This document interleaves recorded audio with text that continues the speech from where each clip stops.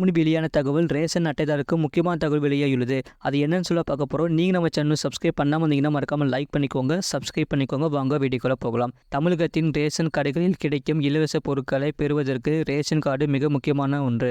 Ration கடைகளில் மட்டும் இன்றி அரசு வழங்கிடும் அனைத்து நலத்திட்ட உதவிகளை பெறுவதற்கு ரேஷன் கார்டு ஒரு முக்கியமான ஆவணமாக கருதப்படுகிறது. இந்த நிலையில் இதுவரை ரேஷன் கார்டுக்கு விண்ணப்பித்த பொதுமக்களுக்கு இன்னும் ரேஷன் கார்டு வழங்கப்படாமல் இருப்பது பற்றிய தகவல் வெளியாகியுள்ளது.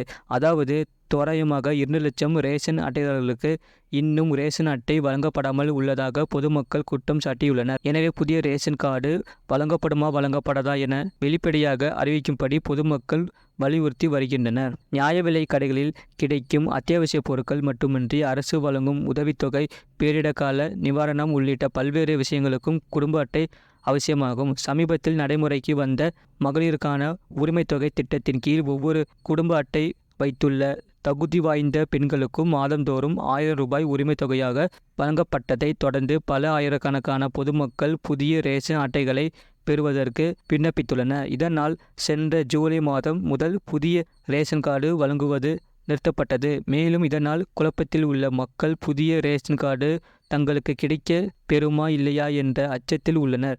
இதுவரை சராசரியாக 2 லட்சம் பேர் புதிய குடும்ப அட்டைகளுக்கு விண்ணப்பித்து காத்திருக்கும் நிலையில் 80,000 பேருக்கு புதிய அட்டை வழங்கிட அரசு உத்தரவிட்டுள்ள போது இன்னும் யாருக்கும் புதிய ரேஷன் அட்டை சென்று சேரவில்லை என்பது மக்களை குழப்பத்தில் ஆழ்த்தியுள்ளது. பொதுமக்கள் தங்களுக்கான வட்ட வழங்கல் அலுவலகங்களுக்கு சென்று முறையாக புதிய ரேஷன் கார்டுகளுக்கு விண்ணப்பித்த போதிலும் தங்களுக்கான ரேஷன் கார்டு ஒரு வருட காலமாக வராமல் இருப்பது குறித்து குற்றம் சாட்டி வருகின்றனர். இது குறித்து உணவு வழங்கல் துறை மற்றும் வட்ட வழங்கல் துறை சம்பந்தப்பட்ட அதிகாரிகளிடம் சென்று விசாரித்தும் எந்த விதமான முறையான பதிலும் கிடைக்கப்பெறவில்லை என்று பொதுமக்கள் கூறுகின்றனர்.